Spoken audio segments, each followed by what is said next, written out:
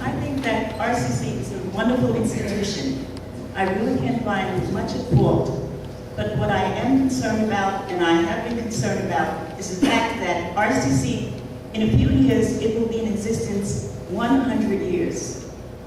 And within that 100 years, we have never had a representative from the African American community. I find that lacking, I find that disturbing. And what I would want to do about it, I have been running on a consistent basis for 20 years for cultural diversity in school boards and city councils without any monetary means. Only the support and the dedication, that was my mission. And I do find it very necessary. Since we have 11% of the population is African American in college, we do need a representative so that we would have a better relationship for everyone. Like they say, a group of flowers are very beautiful, but it's so much more beautiful if it's colored with all different colors. I think that on board we need a representative in African American years. After 100 years, I think it's about time. I've run for RCC school board, I think it's the 4th or 3rd time, I don't know. I don't really know, I lost count. But I ran because it was a mission. I felt that I have an obligation, I have a duty to run. I didn't see anyone else running, and it was more or less 2 people running with me, with the assistance of my friend, Sister Elsie Benigno, and my family. That was our mission. And this year, I'm excited because I know it will come. This is 2010, I think it's about time, and that's what I'd like to see changed.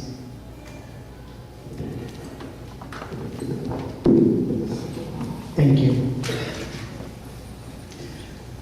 If there's a major complaint we have on the district, it's the students' inability to even register for their classes. We are right now making plans, and we're going through an auditing of our IT programs as far as the computer systems. We have not upgraded our computer systems for a significant time period, and right now we are going through that process. That being said, our biggest problem is lack of funding. As Trustee Green said, we have cut over $25 million from our budget. CSU has capped their enrollment. The UC systems have capped their enrollment, and our unemployment in this area is up over 15%. Last year, our enrollment increased up 38%. We have 4,500 students at which we are not getting funds at all. That's like educating a small college, and we're still doing it. Right now, we're at 106% capacity. And what's the problem, and why can't we add it? Because 85% of our budget goes to salaries. So when you start taking a look at cutting budgets, we're trying to cut and not affect the students, even though last year, in order to survive, we had to cut a total of 1,000 sections. A commitment has been made not to cut any further sections. There are 11 or 12 community colleges that if our state does not get a budget, within 1 month time period will close their doors. That is not Riverside Community College. We have had fiscal responsibility. So it's hard for me to deal with some of the programs, even though we are dealing with them, because we're trying to keep the doors open. And as of right now, we should be able to continue to do so, because your board has been extremely responsible in maintaining a reserve. We do not have the dangers of closing as some of the other community colleges do. If the state does not have a budget, we get no money at all, absolutely none. They talk about increasing tuition. The problem is when they went from $20 a unit to $26 a unit, it goes into the state general fund. The community colleges do not see a dime of any increase in tuition, and that's something the public does not know and needs to hear. Thank you. We did allow Mr. Franson to answer this question as well, so I'll read his response. He said, let me link this to my priorities listed earlier. First, we need to expand student access. RCCD needs broader access for communities not traditionally represented on our college campuses. We need to drive further into the Latino and African American communities and to those who have fallen out for one reason or another in the educational system. We have some good programs, but through my listening sessions, I've learned about a significant demand for more interface and outreach in these communities. Online coursework and new classroom venues and concepts will help, but strengthening our formal outreach is needed.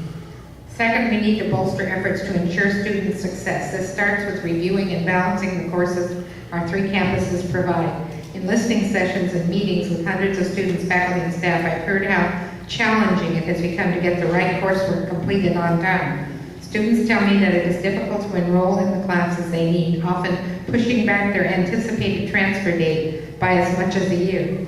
This is unacceptable. This will take real work in Sacramento and Washington, D.C., as well as with faculty in local school districts.